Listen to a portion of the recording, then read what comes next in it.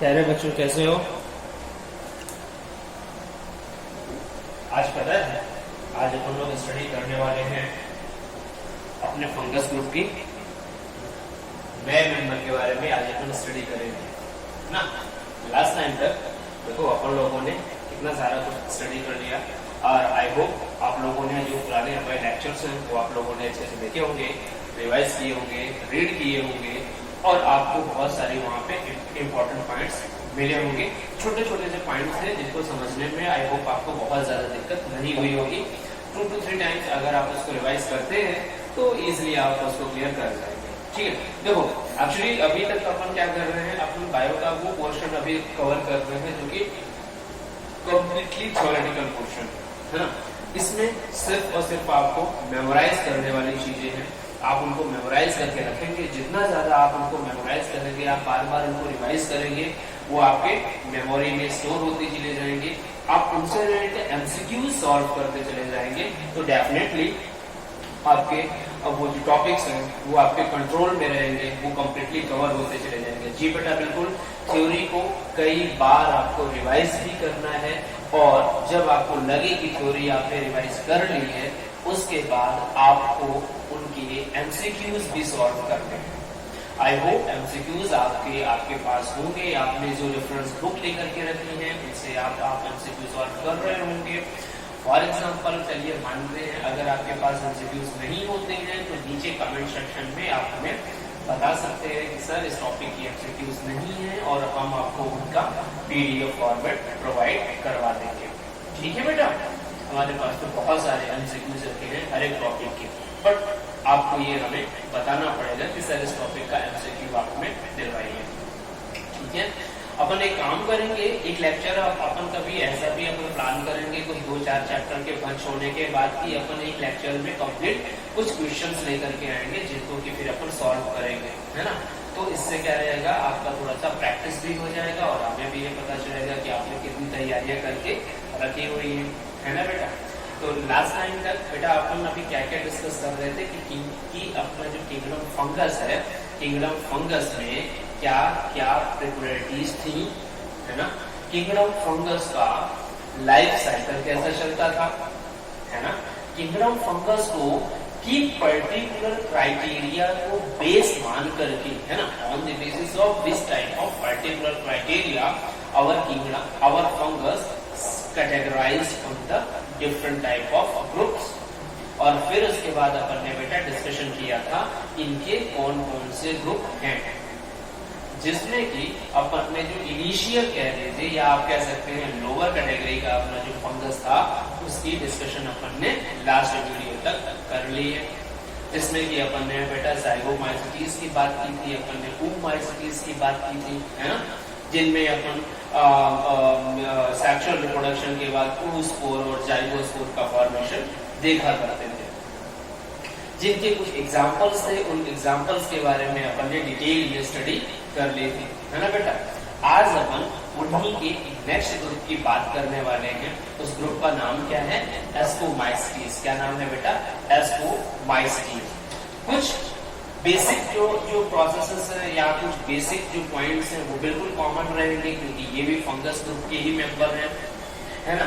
बस इनमें कुछ स्पेशलिटी मिलेगी जिनको कि अपने को फोकस करना है। और बेटा सबसे ज्यादा इस पूरे के पूरे ये अपना जो किंगडम वाला चैप्टर्स है ना, जितने भी चैप्टर्स हैं इनपे इन ऑर्गेनिजम्स के एग्जाम्पल्स और उनके इकोनॉमिक इम्पोर्टेंस, फिर से बताता हूँ, इनके एग्जाम्पल्स और इनके इकोनॉमिक इम्पोर्टेंस को आपको बहुत अच्छी तरह से फोकस करना है, मेमोराइज करना है। क्वेश्चंस इन्हीं से बेस्ड होते हैं।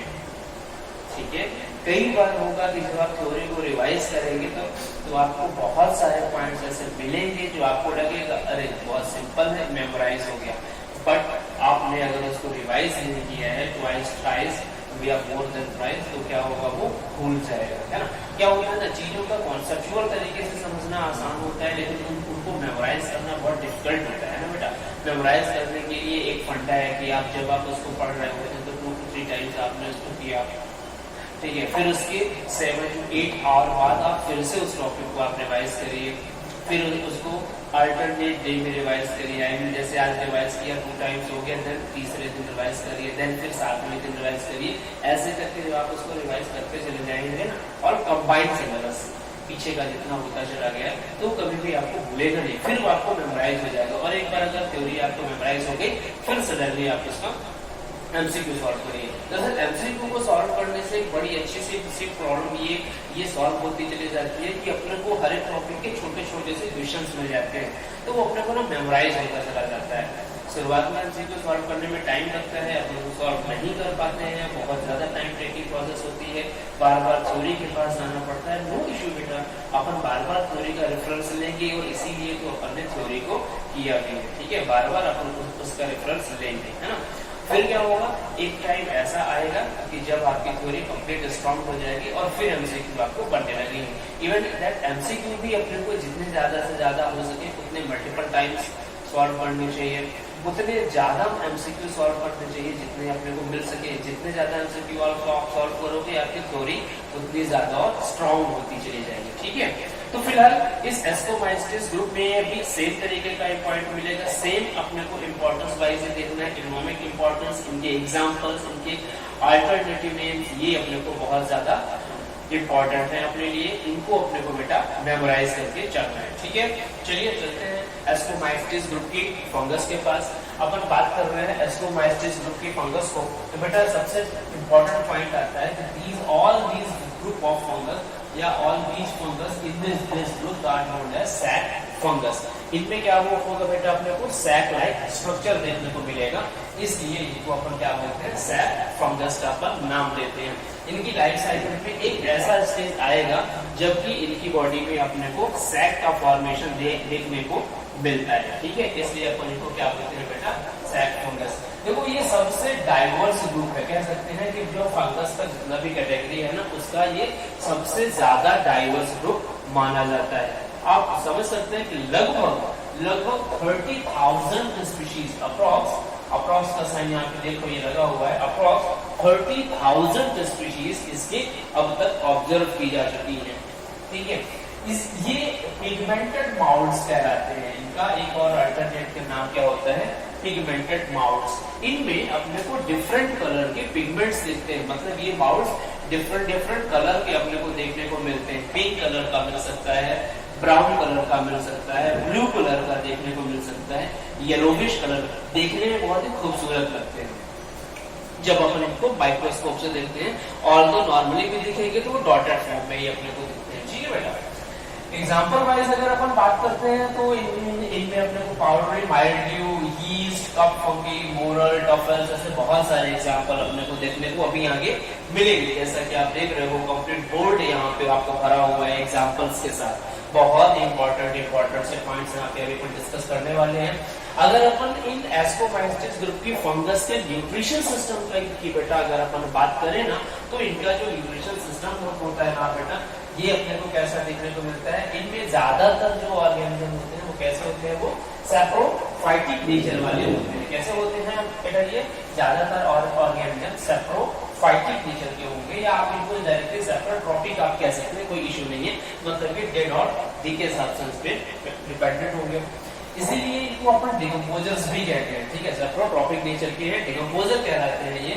इनमें से कुछ होंगे जो कि कॉप्रोफिलस नेचर को भी फॉलो करेंगे, और कुछ आपको ऐसे मिलेंगे जो कि पैरासिटिक नेचर को फॉलो करते हुए दिखेंगे। मतलब कह सकते हो कि डाइवर्स तरीके का न्यूट्रिशन सिस्टम यहाँ पे अपने को ऑब्जर्व करने को मिल रहा है। अगर अपन इसके हाइफा की बात करते हैं बेटा, तो जनरली इनकी हाइफा कैसे होते हैं, सेपरेट होते हैं। सेपरेट हाइफा में आप समझ रहे हैं ना, यूनिन्यूक्लिएटेड कंडीशन वाले हाइफा यहाँ पे अपने को देखने को मिलेंगे, और डेफिनेटली इनके सेप्टा में अपने को पोर देखने को मिलेंगे। सेप्टल पोर जिनको अपन कहते हैं, जो कि क्या करेंगे, एक सेल से दूसरे सेल में कम्युनिकेशन बनाने में या ट्रांसपोर्टेशन कराने में बहुत ज्यादा हेल्प करेगा, ठीक है बेटा। देन इसके बाद अगर अपन बात करते हैं, इसमें यीस्ट जो होती है, यीस्ट मेंबर इसकी है, ये बहुत बड़ा एक्सेप्शन का केस होता है। यीस्ट अपने को पूरा डिटेल में अभी अगर अपन करेंगे यीस्ट के बारे में, तो देखेंगे कि जितनी भी क्राइटेरिया एस्कोमाइस्टिस ग्रुप के लिए रखी गई थी, उनकी कई सारी पॉइंट्स पे यीस्ट जो होती है वो एज ए एक्सेप्शन काउंट होती है, एज ए एक्सेप्शन वहां पे प्रूव हो रही होती है, ठीक है। अपन ने पहले बताया कि for the communication between adjacent cell septas pores are present, septa pore वहां पे प्रेजेंट होंगे डेफिनेटली। अगर सेप्टा प्रेजेंट है तो एक सेल से दूसरे सेल में कांटेक्ट करने के लिए वहां पे सेप्टा पोर प्रेजेंट होंगे। अब ये सेप्टा कैसे हैं, मतलब नॉर्मल शेप के हैं या डबल शेप में, उसको अपन उसको क्या बोलते हैं, डबल शेप बोलते हैं, डबल शेप के हैं, ये अपने को अलग अलग स्पीशीज में देखने को मिलेगा। याद करो जब अपन ने इंट्रोडक्शन लिया था फंगस का, वहां पे आपने सेप्टल पोर का डिटेल में डिस्कशन किया था, ठीक है। देन अगर अपन फंगस की सेल वॉल के लिए देखने जाएं तो एज यूजुअल नॉर्मल फंगस की तरह इसकी सेल वॉल भी बेटा किसकी बनी हुई है, काइटिन की बनी हुई है, जिसको कि आप फंगल सेलुलोज का नाम दे सकते हैं, ठीक है। इनमें सबसे इंपॉर्टेंट पॉइंट क्या है बेटा कि इनकी ये जो लाइफ साइकिल होती है उसमें कहीं पर भी अपने को फ्लैजिला रिलेटेड जो ऑर्गेनिज्म है वो देखने को नहीं मिलेंगे, ठीक है। मतलब ये कैसे होते हैं, नॉन मोटाइल कंडीशन वाले ऑर्गेनिज्म हैं। इनके लाइफ की किसी भी स्टेज में अपने को फ्लैजिला की प्रेजेंस देखने को नहीं मिलेगी। आइदर वो स्पोरिक कंडीशन हुआ वेजिटेटिव कंडीशन, कहीं भी देखने को नहीं मिलेगी। ये हमेशा नॉन मोटाइल कंडीशन में होंगे। तो आप बिल्कुल बता सकते हैं कि मोटाइल स्ट्रक्चर और मोटाइल स्टेज एब्सेंट, ठीक है। देन इसके बाद अपन बात करते हैं कोनिडियोफोर फॉर्मेशन अकर्स। कोनिडियोफोर बोले तो यहाँ से बिल्कुल क्लियर हो रहा है कि इनका जो स्पोर्स होगा वो कैसा होगा बेटा, कोनिडिया इनमें डेफिनेटली बनता होगा, ठीक है। तो कोनिडिया की जो मदर सेल थी या जहाँ पे कोनिडिया बन रहा था वो उसको अपन ने क्या नाम दे दिया, कोनिडियोफोर, या वो हाइफा जिसको उसको अपन ने क्या नाम दे दिया, conidiophore. And this conidiophore may be branch और मे बी अनब्रांच, दोनों कंडीशन में देखने को मिल सकता है। ये कोनिडियोफोर या तो ब्रांच कंडीशन में भी हो सकता है या कि फिर अनब्रांच कंडीशन में भी देखने को मिल सकता है, ठीक है। इसके अलावा अपन एक बात और यहाँ पे ऐड कर सकते हैं, ये जो कोनिडियोफोर्स होते हैं ये या तो स्कैटर्ड मैनर में अपने को देखने को मिलेंगे या कि फिर सारे के सारे कोनिडिया एग्रीगेट मैनर में देखने को मिल सकते हैं। मतलब दोनों कंडीशन हो सकती है, ब्रांच, अनब्रांच, स्कैटर्ड और इन एग्रीगेट कंडीशन। कोनिडियोफोर में भी कोनिडियोफोर हाइफा में भी ऑब्जर्व। ओके, अगर अपन इनके सेक्सुअल रिप्रोडक्शन की बात करते हैं ना, तो इनका जो सेक्सुअल रिप्रोडक्शन है वहां पे सेक्स सेल का फ्यूजन देखने को मिलेगा। फ्यूजन ऑफ सेक्स सेल मतलब डेफिनेटली वहां पे गैमेट्स बने होंगे, वो आपस में फ्यूज हुए होंगे, ठीक है। तो मतलब गैमेट फ्यूजन भी हो रहा है। सोमेटिक सेल का भी फ्यूजन होता है, देखने को अपने को मिलता है। मतलब उनका कंप्लीट जो हाइफा होगा वो आपस में फ्यूज हो सकता है, वेजिटेटिव बॉडी। गैमेटेंशियल कांटेक्ट की प्रोसेस भी अपने को देखने को मिल सकती है। गैमेटेंशियल कांटेक्ट भी अपने को प्रोसेस ऑब्जर्व करने को मिल सकती है। गैमेटेंशियल कांटेक्ट की अगर अपन बात करें तो ये अपने को मिलेगा एंथेरिडियम एंड एस्ट्रोगोनियम में। याद रखिएगा अभी तक अपन क्या बताते थे, एंथेरिडियम एंड oogonia, है ना बेटा। यहाँ पे अपना जो फीमेल रिप्रोडक्टिव ऑर्गन है इसका नाम क्या होगा, बदल गया है और इसका नाम क्या हो गया है, एस्ट्रोगोनियम। ये आपको याद रखना है, एंथेरिडियम एंड एस्ट्रोगोनियम। आप जानते हैं ना जहाँ पे रिप्रोडक्टिव ऑर्गन्स डायरेक्टली फ्यूज हो रहे होते हैं वहां पे फर्टिलाइजेशन ट्यूब का फॉर्मेशन होता है। फर्टिलाइजेशन ट्यूब बनेगी एंड देन उसके बाद स्टोरी होगी, ठीक है। तो अच्छा देखिए, तो यहाँ पे क्या हो गया भैया, गैमेटेंशियल कांटेक्ट के थ्रू काम हो रहा है। फिर इसके बाद आपको देखते हैं फर्टिलाइजेशन इनमें किस तरीके का होता है ना। तो देखो फर्टिलाइजेशन इनमें अपने को किस तरीके का देखने को मिल रहा है, प्लाज्मोगैमी। प्लाज्मोगैमी देखने को मिल रही है ना। प्लाज्मोगैमी मतलब बोले तो एक ऐसी कंडीशन जिसमें कि जो सेल वॉल थी वो आपस में डिसॉल्व हुई हाइफा की, और वहां पे क्या हुआ, साइटोप्लाज्म का मिक्सिंग हो गया। साइटोप्लाज्म के मिक्सिंग हो जाएगी मतलब डाइकैरियोटिक कंडीशन आएगी ना, डाइकैरियोटिक कंडीशन आएगी और देन उसके बाद क्या होगी, कैरियोगैमी फॉलो कराई जाएगी। तो बिल्कुल बेटा इसके फर्टिलाइजेशन में पहले प्लाज्मोगैमी देखने को मिलती है एंड देन अपने को कैरियोगैमी की कंडीशन देखने को मिलती है। And between these both stages dikaryotic condition observe, ठीक है। डाइकैरियोटिक कंडीशन ऑब्जर्व कराई जाएगी, बिल्कुल कराई जाएगी, बिल्कुल यहाँ पे डाइकैरियोटिक स्टेज प्रेजेंट होगी। तो ये अपने को याद रखना है, in ascomycetes fungus dikaryotic stage are present, ठीक है बेटा। देन इसके बाद अपन बात करते हैं कि अब इनमें अब मियोसिस हुआ, मियोसिस होने के बाद कितने स्पोर बनेंगे, तो 4 to 8 मियोस्पोर्स का फॉर्मेशन होता है। और ये मियोस्पोर कैसे होते हैं बेटा, ये हैप्लॉइड कंडीशन के मियोस्पोर अपने को देखने को मिलते हैं, ठीक है। हैप्लॉइड मियोस्पोर ऑब्वियसली मियोस्पोर्स है, मियोसिस का रिजल्ट है, हैप्लॉइड कंडीशन का ही होगा, ठीक है। 4 to 8 नंबर के होते हैं।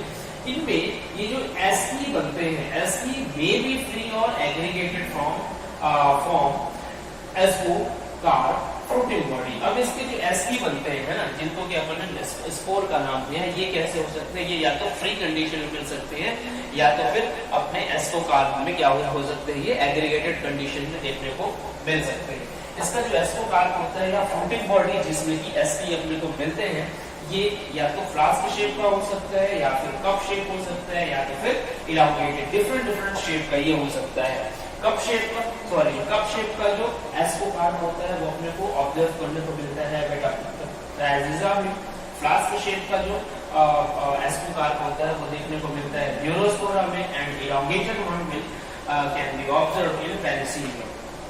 एडिबल अगर अपन बात करें एडिबल एस्कोमाइसीज की, एडिबल एस्कोमाइसीज में बोरल्स एंड टफल्स काउंट होते हैं। तो द एग्जांपल्स आपको हमेशा फोकस में रखने हैं। एस्कोकार्प का शेप आपको फोकस में रखना है, ये थोड़ा सा इंपॉर्टेंट है और सबसे ज्यादा इंपॉर्टेंट है कि इसमें एडिबल फंगस कौन-कौन से होते हैं। एडिबल फंगस पूरे में आपको काउंट करने को मिलेगा। एडिबल फंगस कौन-कौन से हैं? बोरल्स एंड टफल्स, या इस तरीके से भी याद रखिए एडिबल फंगस एस्कोमाइसीज ग्रुप के होते हैं। ठीक है, दोनों कंडीशन में आपको बोरल्स एंड टफल्स को बिल्कुल भी नहीं भूलना है। ठीक है बेटा, ये तो हो गया इसका एक जनरल स्ट्रक्चर और कुछ इंपॉर्टेंट से पॉइंट्स। अब अपन डिस्कस करते हैं इनके एग्जांपल्स के बारे में, क्या क्या एग्जांपल्स हो सकते हैं।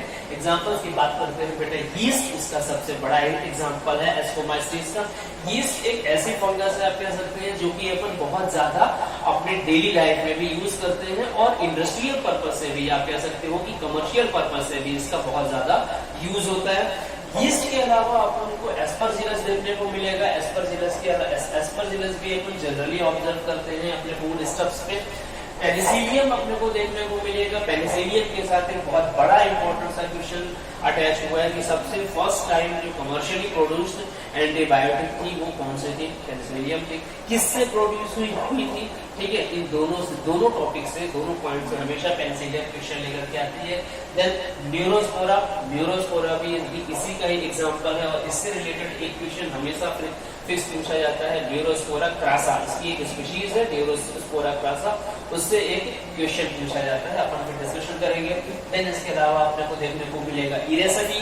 ठीक है, इसके बाद अपने को देखने को मिलेगी क्लैविसेर, फिर देखने को मिलेगी अपने को स्क्लेरोटिना, कप फंगी, बोरल्स एंड टफल्स। ये ऐसे कुछ अपने एग्जांपल्स हैं जो अपने को अभी रिवाइज करने हैं और देखने हैं। ठीक है, चलिए यीस्ट के साथ चलते हैं।